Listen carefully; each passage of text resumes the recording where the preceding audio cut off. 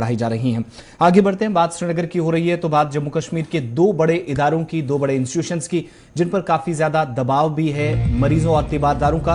और ये medical college Jammu और मेडिकल कॉलेज श्रीनगर के हवाले से बात करेंगे।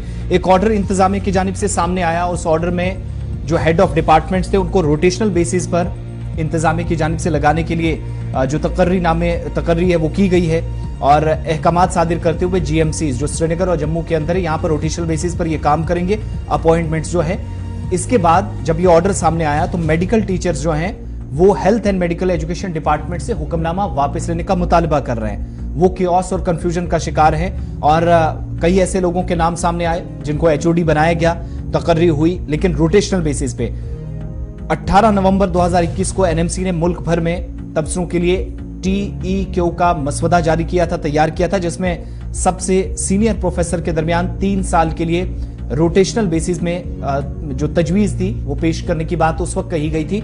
तो उस हुक्मनामे का या वो जो एनएमसी की तरफ से नेशनल मेडिकल कमीशन की जो गाइडलाइंस थी उनका हवाला भी आज ये तमाम लोग दे रहे हैं जो तशवीश में मुब्तला है। नाराजगी काफी ज्यादा है और वो कह रहे हैं कि मुल्क में मेडिकल एजुकेशन को रेगुलेट करने वाले जो नेशनल मेडिकल कमीशन के टीचर्स की अहलियत है, कवायद व ज़वाबित है, उनके खिलाफ ये ऑर्डर आज सामने आया है। फैसल के पास श्रीनगर चलेंगे, इस खबर पर लगातार नजर बनाए हुए हैं। फैसल, जरा तफसील और भी आपके पास क्या है बताइएगा, और नाराजगी किस पॉइंट को एक्चुअली किस पॉइंट पर इन टीचर्स में जो मेडिकल फैकल्टी है या मेडिकल के शोबे से वाबस्ता लोग हैं उनमें नाराजगी है दो बड़े इदारों में अपॉइंटमेंट्स को लेकर? आपने भी एक्सप्लेन किया कि हेल्थ एंड मेडिकल एजुकेशन की तरफ से एक ऑर्डर सामने आया है जिसमें कहा गया है कि जिस डिपार्टमेंट में एक प्रोफेसर होगा वो डिपार्टमेंट का हेड होगा और जहां पे मल्टीपल होंगे वो रोटेशनल बेसिस पे हर दो साल के बाद चेंज होंगे। लेकिन इस ऑर्डर के बाद ही जो टीचर्स है मेडिकल फैटर्निटी के या मेडिकल कॉलेजेस दोनों श्रीनगर या जम्मू के जो टीचर्स है उनकी तरफ से काफी ज्यादा जो है नाराजगी अब इस ऑर्डर के हवाले से जो है की जा रही है। कहा जा रहा है कि इससे जो है एडवर्सली इम्पैक्ट तो होगा पेशेंट केयर पे भी और उसके साथ साथ जो डिपार्टमेंट है उन पे भी। और खासकर उनका मानना है कि जो ये ऑर्डर निकाला है ये कंट्रोवर्शियल ऑर्डर है क्योंकि इससे कहीं ना कहीं जो नेशनल मेडिकल काउंसिल की उसके साथ साथ जो टीचर्स एलिजिबिलिटी क्वालिफिकेशन उसकी जो रूल्स है उसकी खिलाफ वर्जी हो रही है। क्योंकि इनका मानना है कि 18 नवंबर 2021 को भी एक बार फिर से इसी तरीके का ड्राफ्ट बनाया गया था, प्रपोजल बनाया गया था कि इसी तरीके से रोटेशनल बेसिस पे जो है पूरे मुल्क में जो एचओडी लगाई जाएंगे। जिसके बाद कंट्री वाइड हम कह सकते हैं एक रिसर्च में सामने आई थी, एक्सप्रेस किया गया था कि जो भी मेडिकल फैकल्टी के साथ लोग थे, टीचर्स थे मुल्क भर में,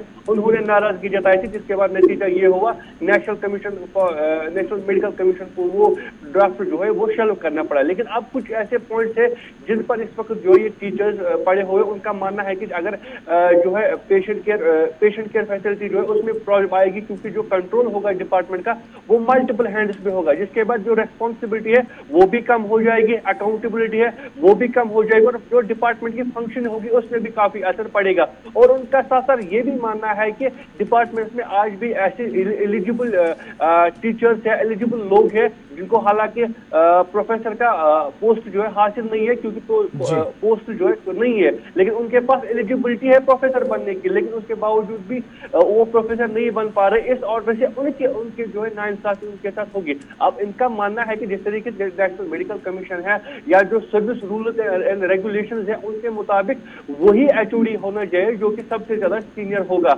अब रोटेशनल बेसिस पे बनाना इससे कुछ ही लोगों को फायदा मिलेगा जो कि अभी तक एचओडी नहीं बन पाए, उनको वो एचओडी बन सकते क्योंकि ये रोटेशनल बेसिस पे होगा, इसमें सीनियरिटी नहीं देखी जाएगी। अब उनका क्लियर एक ही मुतालबा है कि अगर एचओडी बनाने भी है वो आप देखें कि सबसे ज्यादा सीनियर कौन है उसी को आप बनाए। अगर रोटेशनल बेसिस पे आप बनाएंगे तो जो पावर होगा, जो फंक्शनिंग होगी डिपार्टमेंट की वो 2 साल एक के पास रहेगी, 2 साल दूसरे के पास रहेगी, जिसके इसमें अकाउंटेबिलिटी की कमी होगी। उसके साथ साथ जो पेशेंट केयर होगा उसमें भी असर पड़ेगा, खासकर जो रेस्पॉन्सिबिलिटीज होगी एचओडी की उस पर भी कहीं ना कहीं असर पड़ेगा क्योंकि 2 साल एक रहेगा, 2 साल दूसरा रहेगा। इससे कहीं ना कहीं एडवर्सली इफेक्ट जो पेशेंट केयर पे भी पड़ेगा। और दोनों जो प्रीमियर हेल्थ केयर इंस्टीट्यूशन है जीएमसी जम्मू, जीएमसी श्रीनगर, उन पे भी असर पड़ेगा। और उनका मानना है कि आप एज पर रूल जिस तरीके से नेशनल कमीशन के लिए भी रिकमेंडेशन है कि किस तरीके से आपको एचओडीज बनाने हैं और जिस तरीके से सर्विस रूल रेगुलेशन में भी है